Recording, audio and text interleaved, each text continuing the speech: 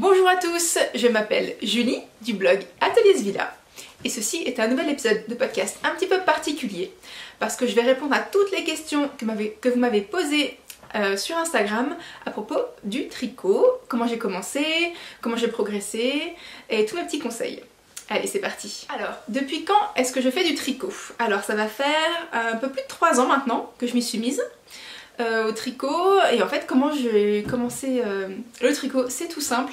Donc j'avais d'abord commencé la couture il y a à peu près maintenant 6 ans pratiquement, et à force en fait de suivre des comptes couture sur Instagram, il y avait également des couturières qui tricotaient. Et donc je regardais tous ces jolis modèles qui me faisaient envie et je me suis dit bah pourquoi pas me lancer. J'avais jamais pensé avant à me mettre à tricoter, j'avais jamais touché des aiguilles, des mailles, de la laine, etc. Mais j'ai voulu essayer, voilà, ça va faire un peu plus de 3 ans et demi. Alors au début, ce que j'ai fait, donc j'ai regardé les blogs, les vidéos sur YouTube, comment monter une maille, voilà, comment tricoter, comment le point endroit, la maille endroit, la maille envers, vraiment les choses toutes simples sur YouTube. C'est vrai que personne ne m'a vraiment appris, j'ai pas eu la chance d'avoir une grand-mère qui ait pu m'apprendre, malheureusement ma maman ne tricote pas non plus, donc voilà, c'est vraiment par moi-même sur YouTube et dans les livres également que je vais vous proposer tout à l'heure. Je pense que vraiment le tricot c'est vraiment des disciplines accessibles à tous. Il faut peu de matériel, voilà, des aiguilles, de la laine. Donc pour commencer, mon premier projet ça a été un trendy châle. Donc voilà, c'est un peu ce que j'ai trouvé de sympathique, un peu moderne et en même temps assez facile. Donc c'est un châle comme on le connaît tous, d'une forme triangulaire, voilà, au point mousse. Donc c'est que des mailles endroits, simplement des augmentations au fur et à mesure. Donc ça se fait très bien, je crois que j'en ai fait au moins 3 ou 4 avec différents types de laine pour vraiment m'assurer de comprendre ce que je faisais. Comprendre comment ça marchait, d'avoir un rythme en fait de tricot qui était assez fluide pour me sentir vraiment à l'aise. Je voulais être sûre de bien me sentir à l'aise avant d'attaquer des modèles un peu plus compliqués. Donc le trendy châle pour moi c'est vrai que c'est vraiment super pour commencer.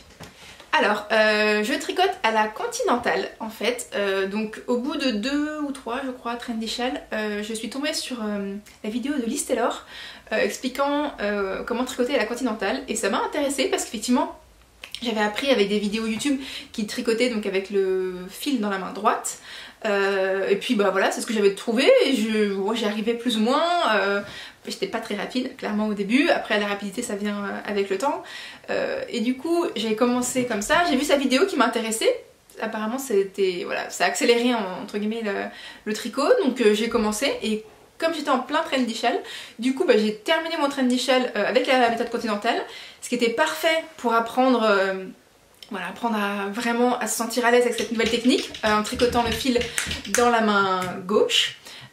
Et du coup c'était voilà, vraiment parfait. Et puis effectivement la tension est un peu différente, elle est un peu plus lâche généralement quand on tricote à la continentale, en tout cas quand on fait le basculement entre la méthode classique et la continentale. Mais avec un trendy châle, voilà, c'était de toute façon la tension était un petit peu large de toute façon pour qu'il s'étire bien au blocage. Donc il n'y avait pas de problème, c'était vraiment le projet parfait pour commencer le tricot à la continentale et depuis, eh bien je continue comme ça, voilà, ça me convient très bien.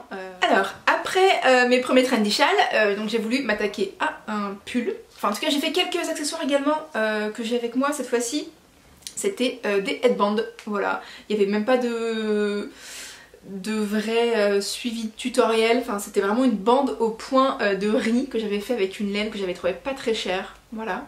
Ça m'a entraîné également à tester des points un peu différents, j'en ai fait un premier, j'en avais fait plusieurs en fait, ouais, celui-là est noir, que j'ai pas mal porté quand même, mais bon, c'est sûr que la tension est un petit peu lâche, etc. Mais c'est normal, hein, c'est les premiers projets, mais le premier vrai gros projet que j'ai voulu faire c'était un pull. Et alors fiasco ou réussite à moitié, parce qu'en fait c'était un pull que j'ai refait par la suite mais que j'aimais beaucoup. C'était le pull sur un nuage de Lily Come To en laine drops, parce que voilà, pas très cher, je voulais commencer sans me faire peur. Donc j'avais de la Flora de drops et de la Kid Silk. Et j'avais donc tricoté le pull sur un nuage en version écrue. Donc le voilà, le devant et le dos qui est un petit peu froissé, voilà, mais il y avait une patte de boutonnage, voilà, que j'avais cousu. Alors en fait c'était une réussite jusqu'à ce que je décide de le laver, enfin en tout cas de le bloquer. Voilà, et en fait il a totalement feutré, donc maintenant c'est du carton. Voilà, il est tout rigide, il est bien plus court qu'il ne devrait et très large. Donc je pense que voilà, j'ai fait des bêtises sur la taille et sur le lavage. Donc je l'avais tué un petit peu, hein, clairement je l'ai gardé, je sais même pas pourquoi, mais je n'ai pas abandonné parce que mon deuxième gros projet c'était le même, mais en gris. Donc voilà, j'ai refait le pull sur un nuage de Lily Come To en gris. Bon, elle est tout simple, hein. Voilà. Et le dos, par contre, donc j'avais gardé ce col en V dans le dos, mais j'avais pas fait la patte de boutonnage. Voilà. Donc en fait, c'est vrai que ce projet est vraiment parfait pour commencer. Vraiment, le premier était réussi, hein, si j'avais pas décidé de le laver, etc. Mais le projet de Lily Come To sur un nuage est très bien expliqué, très accessible. Donc c'est en aiguille, je crois, 4,5, donc parce qu'on mélange deux fils en même temps. Donc une fingering et une mohair. Pour un rendu assez épais, assez moelleux. Donc voilà, c'est vraiment un projet parfait pour commencer par contre. Hein. Je regrette pas d'avoir continué bien sûr le tricot, même si le premier projet est un petit peu gâché. Mais le deuxième, je l'ai porté énormément et je l'ai d'ailleurs tellement porté que je l'ai troué sous le bras, voilà, au coude. Et j'ai fait un petit rafistolage comme je pouvais, voilà, en rose. Donc voilà, c'est un premier projet, enfin deuxième on va dire projet, mais beaucoup porté, le pull sur un nuage que je vous conseille vraiment en projet pour débutants. En premier pull, il est parfait. Il y a également le pull secret d'Emily Louis qui est très bien, c'était le pull que j'ai fait juste après. Pareil, très accessible, très bien expliqué. Vraiment l'idéal. Alors si vous voulez en savoir plus sur des projets accessibles débutants, j'ai fait un article sur mon blog que je vous mettrai en barre d'infos avec différents projets tricot pour débuter. Donc il y a des pulls, il y a des bonnets parce que le bonnet est également une très bonne façon de commencer le tricot et surtout le tricot en circulaire. Alors on m'a posé la question également, comment faire pour passer du tricot à plat au tricot en circulaire. Alors cette question est un peu particulière parce que je trouve qu'on oppose beaucoup le tricot à plat et le tricot circulaire, mais au final c'est quand même la même chose, c'est la même façon de tricoter, la même façon de monter les mailles, la même façon de tout. Simplement effectivement on relie le début de la fin de notre tricot pour le tricoter en rond. Il faut pas voir ça comme une montagne, vraiment c'est une simple technique pour rejoindre en fait notre tricot, et ensuite c'est la même chose que le tricot à plat. Vraiment il faut pas s'en faire une montagne, il y avait vraiment rien de compliqué, une fois qu'on a fait le petit manip pour rejoindre en rond, voilà c'est tout à fait accessible dès les débutants. En fait mon premier vrai projet, à part un trendy châle, c'était un pull en rond, parce que voilà, il se tricote en circulaire sur un nuage. Donc vraiment voilà, il faut vraiment se lancer, il faut pas avoir peur, le tricot en circulaire c'est la même chose, il faut pas hésiter, vraiment.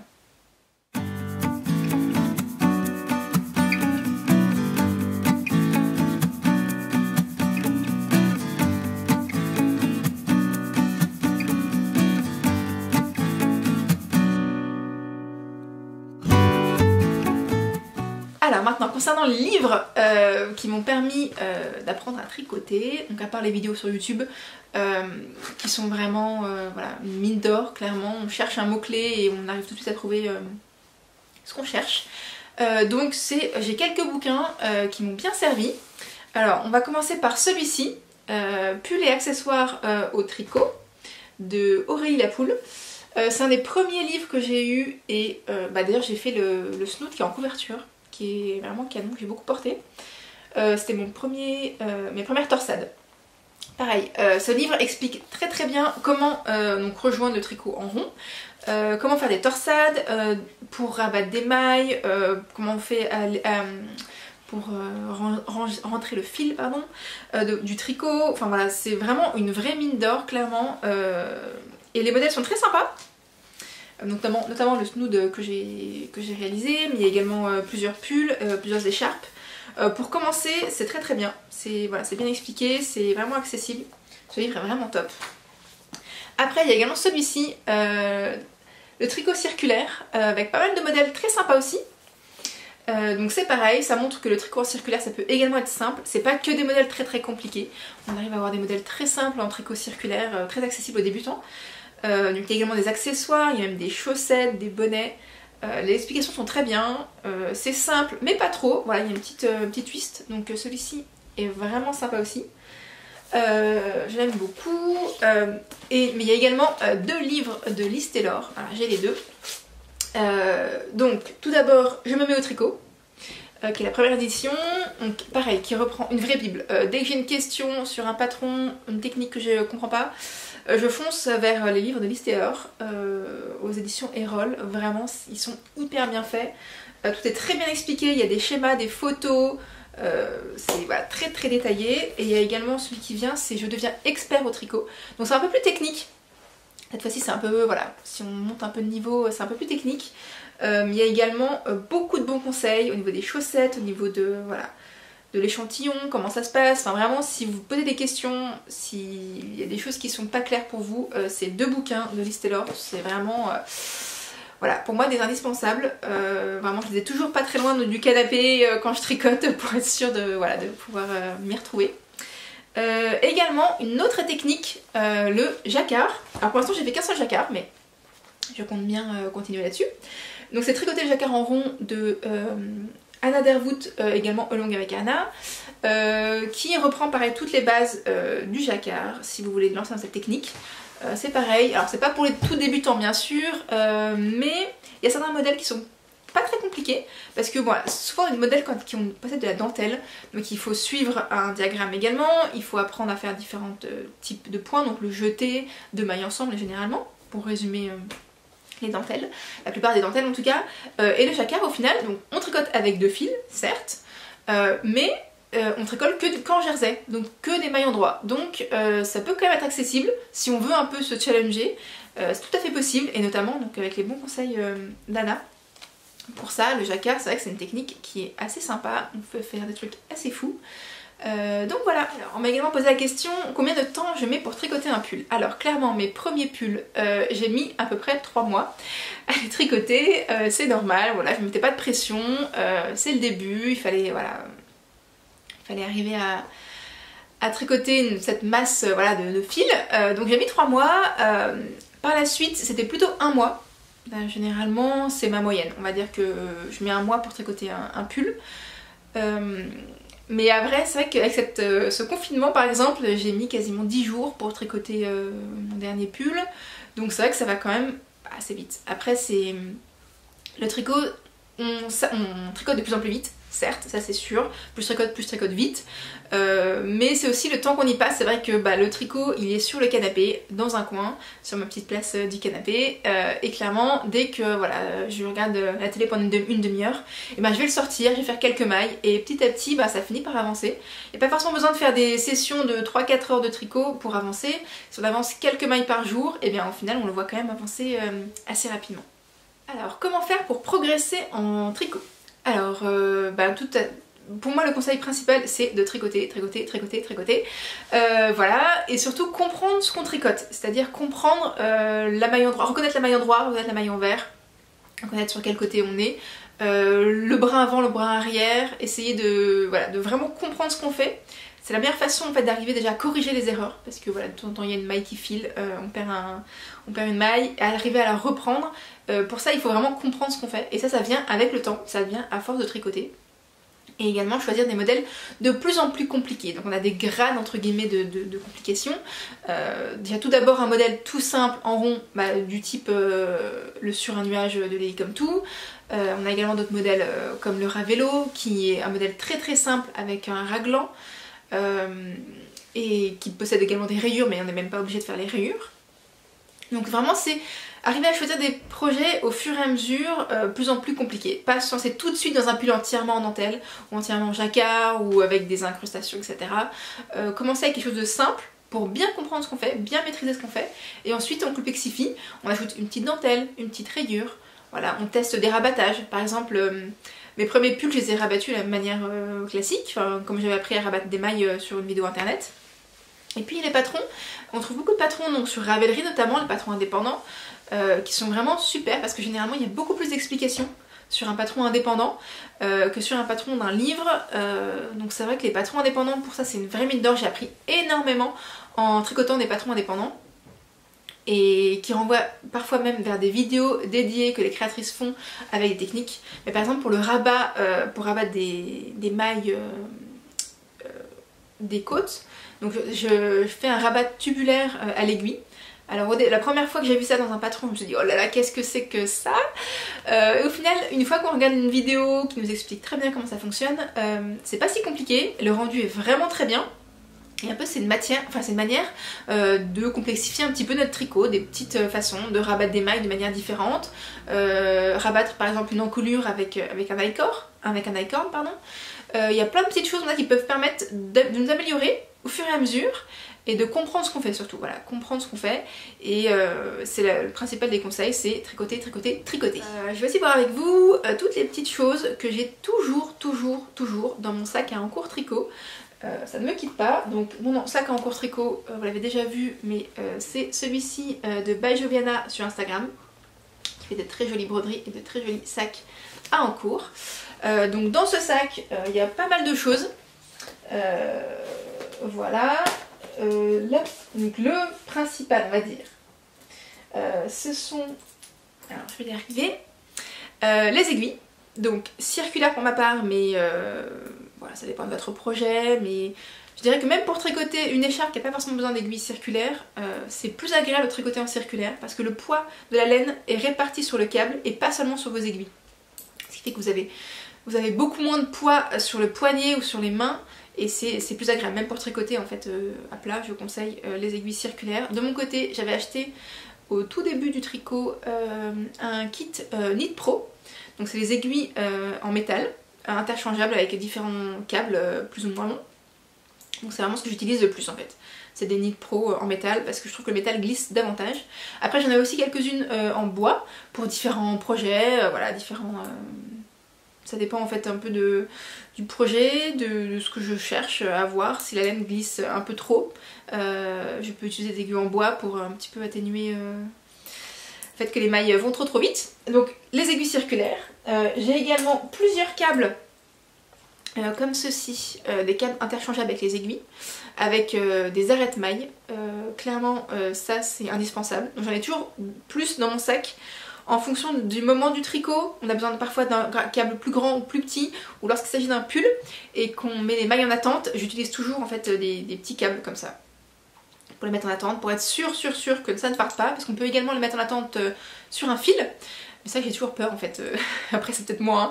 Ça marche très bien j'imagine avec un fil de laine contrastant, mais c'est vrai que j'aime bien ces petits câbles, avec du coup toujours plusieurs arrête-mailles comme ça, pour être sûr que ça ne part pas. Également, alors moi pour les manches, je suis de la team petites aiguilles. Voilà, c'est des 23 cm qui sont reliés, qui sont hyper pratiques, enfin depuis la première fois que j'ai testé. Au départ je faisais au Magic Loop, ce qui fonctionne très bien aussi, y a pas de problème, hein, mais depuis que j'ai testé cette technique des petites aiguilles, je vais beaucoup plus vite. Voilà, je vais plus vite et le tricot est plus, a moins d'aspérité, parce que quand on tricote avec le Magic Loop, souvent il y a une maille un peu lâche entre les deux, et ça élimine tout à fait ça. Alors effectivement c'est pas forcément facile à prendre en main tout de suite, je sais qu'au départ je sais pas trop où mettre mon petit doigt par exemple, mais une fois qu'on trouve en fait sa technique, clairement je vais beaucoup plus vite avec ces petites aiguilles. Donc en fait je les achète au fur et à mesure, c'est peut-être pas la bonne façon de faire, mais au fur et à mesure de mes tricots, j'achète les aiguilles qu'il me faut. Donc au départ j'ai acheté des aiguilles comme ceci 3,5, parce que c'était le pull que j'avais été en train de faire. Après il m'a fallu du 4, j'ai acheté du 4, il m'a fallu du 375 aussi, enfin voilà, j'en ai du coup 3-4 comme ça, que je prends au fur et à mesure, mais c'est vrai qu'il existe également des kits de mini aiguilles qui pourraient être pas mal un de ces jours. Voilà, donc des petites aiguilles métal, toutes simples. J'ai également toujours une petite jauge pour savoir la taille de l'aiguille, parce que sur mon kit Knit Pro, en fait, c'est pas précisé la taille de l'aiguille, ce qui n'est pas toujours très pratique. Mais du coup, je vérifie toujours la taille avec ma petite réglette. Bien sûr, une aiguille à laine, hein, voilà, je sais pas comment je vais vous montrer ça, mais une aiguille à laine. Voilà, hyper pratique, c'est normal hein, pour fermer notre tricot à la fin. Toujours besoin d'une aiguille à laine. Après, j'ai également différents types de marqueurs. Donc j'ai des marqueurs un peu colorés comme ceci. Je sais pas si on les voit bien, mais voilà. Petits marqueurs comme ça, de couleur. Et également des petits marqueurs, voilà, tout petits, pour voilà, noter différentes façons. Parfois c'est entre la dentelle, parfois c'est pour marquer des manches. Donc c'est bien d'avoir différents types de marqueurs, différentes couleurs pour se repérer où on en est. Bien sûr, indispensable le mètre.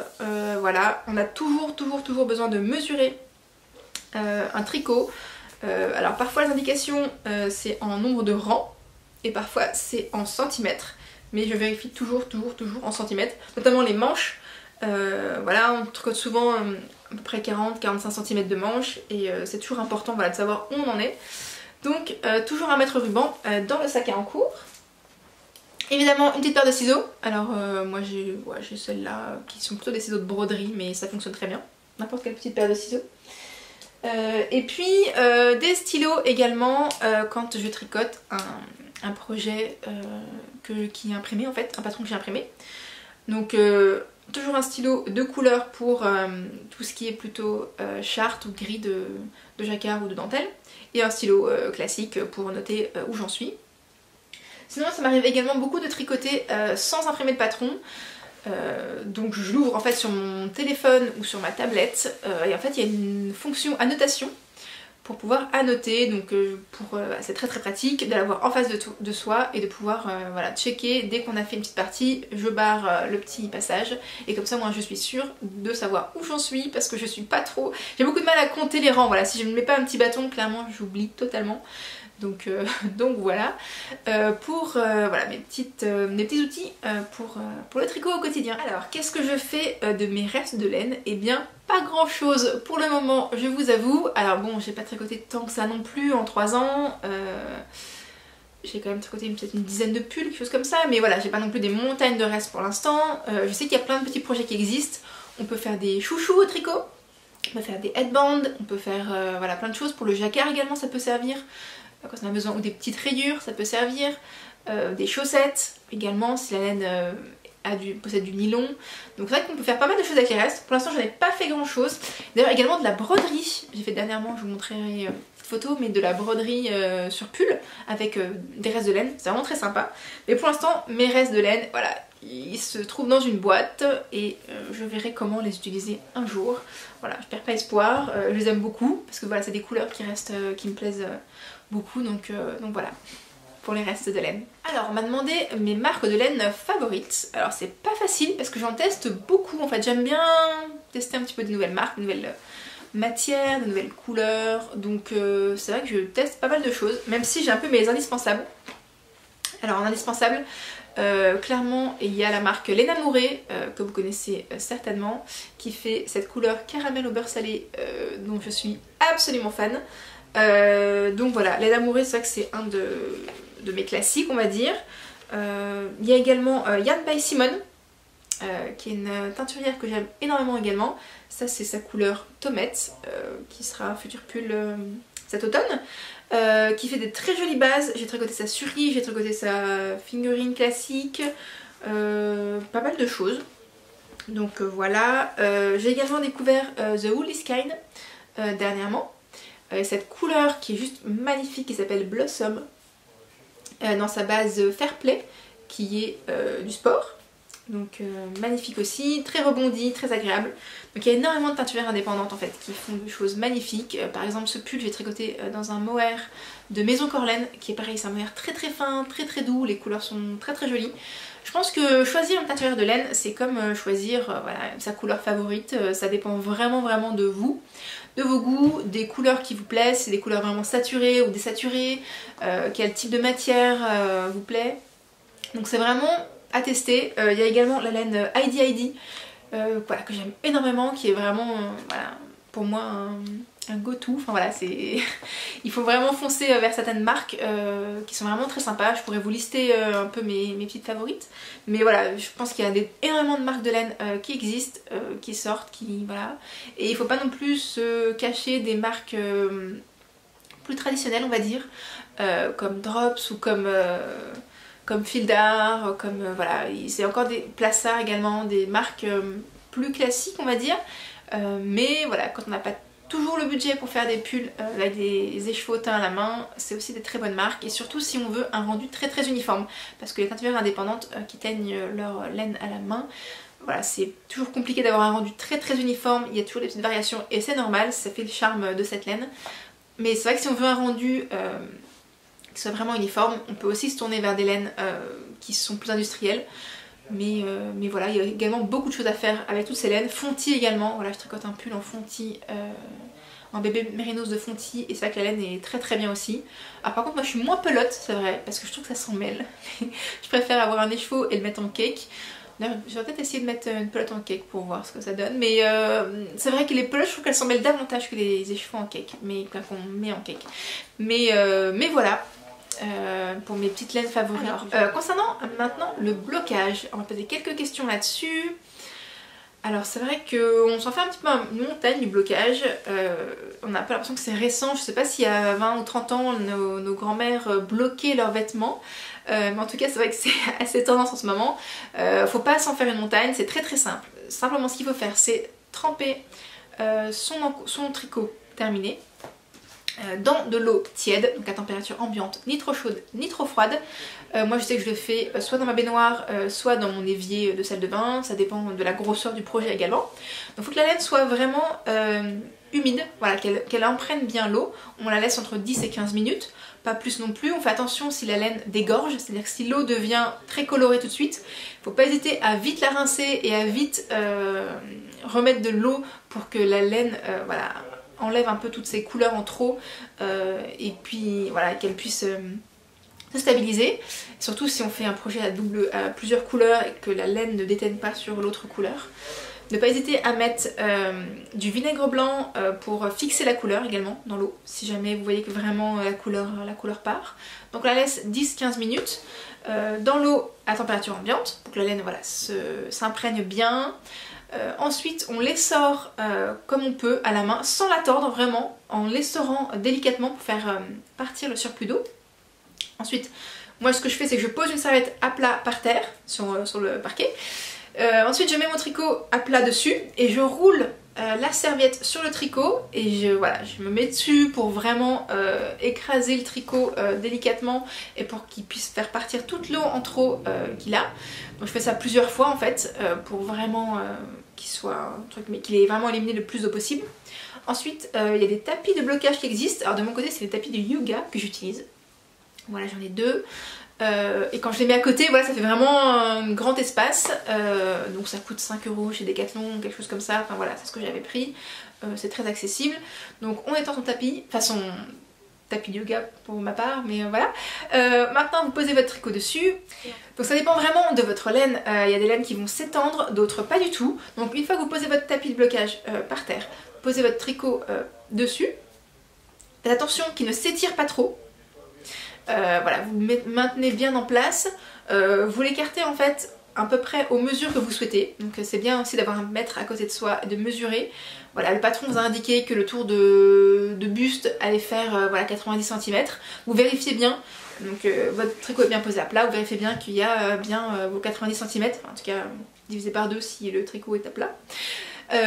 Voilà, vérifiez bien que les mesures que vous souhaitez y sont, la longueur des bras également. Si les bras étaient un peu courts, bah, vous n'hésitez pas à tirer légèrement sur le bras de votre tricot pour qu'il s'allonge de quelques centimètres. Donc voilà, vous la mettez vraiment bien à plat, sans forcer, sans en exagérer. Et après, si vous avez de la dentelle par exemple et que vous voulez vraiment l'étirer davantage, l'astuce c'est des peignes de blocage. Donc ceci, ça en est. Donc c'est une boîte avec des petits peignes. Ça se présente comme ceci, voilà, avec des petites dents pour donc piquer votre tricot sur votre tapis de blocage aux dimensions que vous souhaitez. Donc moi je l'ai pas fait souvent, enfin parfois j'en mets des peignes mais c'est pas forcément toujours indispensable. Ça fait que quelques mois que je les ai, pendant très longtemps je les fais sans, il n'y a pas de souci. Vous pouvez également mettre, si vous souhaitez, des épingles de couture. Ça prend juste un peu plus de temps forcément parce qu'il faut en mettre davantage alors que les peignes possèdent une barrette de pique qui permet d'aller un peu plus vite dans le blocage. Mais voilà, c'est vrai que Donc une fois qu'on a bien tout posé, bien tout voilà, épinglé si on le souhaite, ou en tout cas posé bien à plat, donc on attend qu'il sèche. Alors forcément ça sèche plus vite en été qu'en hiver. On n'hésite pas à ouvrir un petit peu la fenêtre pour voilà, faire passer un peu d'air, surtout pour l'humidité, pour éviter que la pièce ne devienne trop humide. Mais voilà, du coup on attend patiemment que ça sèche et on peut ensuite enfin enlever tout ça et porter son tricot. Donc le blocage c'est pas une montagne non plus, faut relativiser, ça prend un peu de temps mais ça permet de lisser les mailles, surtout quand on débute et que le tricot est pas toujours très régulier, ce qui est tout à fait normal. Le fait de le bloquer, de l'étendre à plat en fait, ça va lisser le tricot et il va être un peu plus joli comme ça, et surtout s'il y a de la dentelle, ça va pouvoir permettre aux jetés en fait de prendre toute leur place, de s'étirer, de davantage voir le motif de dentelle. Alors, j'ai eu également comme question, est-ce que les projets en mohair sont plus chers? Alors, quand on parle de mohair, ça dépend si on tricote uniquement le projet en mohair, donc généralement le mohair on tricote en double, ou alors en figurine plus mohair pour un équivalent DK. Alors, petit point tout de suite, moi je fais à peu près 95 autour de poitrine. Pour un pull à peu près classique, généralement j'utilise 3 écheveaux de figurine, ce qui revient à environ entre 60 et 70 euros quand on va chez des teinturières indépendantes, voilà, c'est à peu près ça. Donc ce qui est tout à fait normal, enfin personnellement, un pull tricoté, je vais le garder des années, je vais prendre du temps dessus, voilà, j'ai envie que ce soit de la belle matière la plupart du temps, donc voilà, ça me choque pas du tout, c'est tout à fait normal. Donc un pull, en tout cas pour ma part, de ce prix là, je comprends tout à fait le travail qu'il y a derrière. Donc un pull en figurine c'est environ cette somme là. Une fois que c'est un pull en DK, alors généralement on a besoin de 3 à 4 écheveaux, 4 à 5 écheveaux de DK, pour ma taille en tout cas. La DK étant plus chère que la figurine, ça coûte plus cher. Et effectivement si on veut tricoter le pull en figurine plus mohair, et bien on aura les 3 écheveaux de figurine plus les 3 écheveaux à peu près, 2 ou 3 écheveaux de mohair. Chez une teinturière indépendante c'est à peu près 20 euros également l'écheveau de mohair, donc forcément ça augmente le prix de la laine. Après il existe d'autres mohairs que les mohairs indépendants. J'ai beaucoup tricoté de kit silk dans différents projets, ce qui est très économique. Voilà, ça va être 2-3 euros la pelote, ça dépend où vous l'achetez, mais la pelote de 25 grammes. Donc c'est vrai que c'est forcément plus économique.